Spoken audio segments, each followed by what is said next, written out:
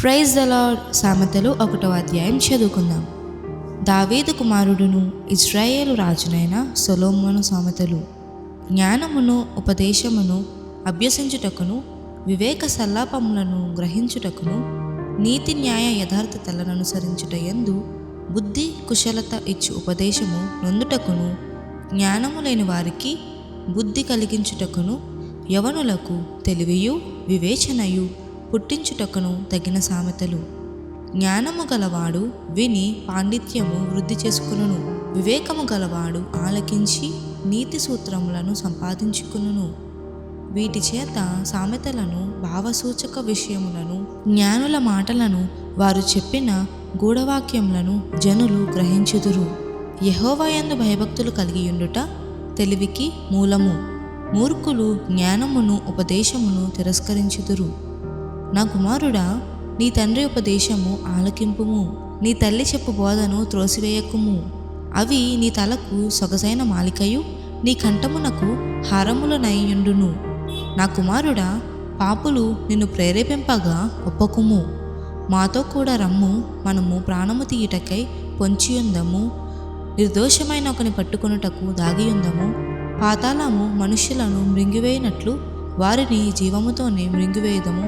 సమాధిలోనికి దిగువారు మింగబడినట్లు వారు పూర్ణ బలముతో నుండగా మనము వారిని మింగివేయదము రమ్ము అని వారు చెప్పునప్పుడు ఒప్పకుము. పలు విధములైన మంచి సొత్తులు మనకు దొరుకును, మన ఇండ్లను దోపుడు సొమ్ముతో నింపుకొందుము. నీవు మాతో పాలివాడవై యుండుము, మనకందరికీ సంచి ఒక్కటే యుండును అని వారు నీతో చెప్పుదురు. నా కుమారుడా, నీవు వారి మార్గమున పోకుము. వారి త్రోవలయందు నడవకుండా నీ పాదము వెనుకకు తీసుకొనుము. కీడు చేయుటకై వారి పాదములు పరుగులెత్తును, నరహత్య చేయుటకై వారు త్వరపడుచుందురు. పక్షి చూచుచుండగా వలవేయుట వ్యర్థము, వారు స్వనాశనమునకే పొంచియుందురు. తమ్మును తామే పట్టుకొనుటకై దాగియుందురు. ఆశాపాతకులందరి గతి అట్టిదే, దానిని స్వీకరించు వారి ప్రాణము అది తీయును. జ్ఞానము వీధులలో కేకలు వేయుచున్నది, సంత వీధులలో బిగ్గరగా పలుకుచున్నది. గొప్ప సందడి గల స్థలములలో ప్రకటన చేయుచున్నది. పురద్వారములలోను పట్టణములలోను జ్ఞానము ప్రచురించుచు తెలియజేయుచున్నది. ఎట్లనగా, జ్ఞానము లేని వారులారా, మీరెన్నాళ్ళు జ్ఞానము లేని వారుగా ఉండగోరుదురు? అపహాసకులారా, మీరెన్నాళ్ళు అపహాస్యము చేయుచు ఆనందింతురు? బుద్ధిహీనులారా, మీరెన్నాళ్ళు జ్ఞానమును అసహ్యించుకొందురు? నా గద్దింపు విని తిరుగుడి, ఆలకించుడి. నా ఆత్మను మీ మీద కుమ్మరించుదును, నా ఉపదేశమును మీకు తెలిపెదను.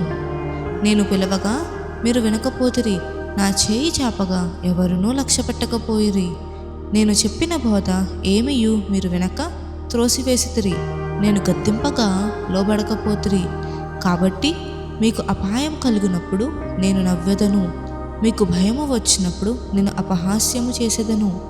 భయము మీ మీదికి తుఫాను వలె వచ్చినప్పుడు, సుడిగాలి వచ్చినట్లు మీకు అపాయము కలుగునప్పుడు, మీకు కష్టమును దుఃఖమును ప్రాప్తించినప్పుడు నేను అపహాస్యము చేసేదను. అప్పుడు వారు నన్ను గూర్చి మొరపెట్టెదరు, కానీ నేను ప్రత్యుత్తరమియ్యకుందును. నన్ను శ్రద్ధగా వెతకెదరు, కానీ వారికి నేను కనబడకుందును. జ్ఞానము వారికి అసహ్యమాయెను, యెహోవాయందు భయభక్తులు కలిగియుండుట వారికిష్టము లేకపోయెను. నా ఆలోచన విననొల్లకపోయిరి, నా గద్దింపును వారు కేవలము తృణీకరించిరి. కాబట్టి వారు తమ ప్రవర్తనకు తగిన ఫలము అనుభవించెదరు. తమకు వెక్కసమగు వరకు తమ ఆలోచనలను అనుసరించెదరు. జ్ఞానము లేని వారు దేవుని విసరించి నాశనమగుదురు. బుద్ధిహీనులు క్షేమము కలిగినదని మైమరిచి నిర్మూలమగుదురు. నా ఉపదేశం అంగీకరించువాడు సురక్షితముగా నివసించును. వాడు కీడు వచ్చునన్న భయము లేక నెమ్మదిగా నుండును. ఈ చిన్ని వాక్యం దేవుడు దీవించును గాక. ఆమేన్.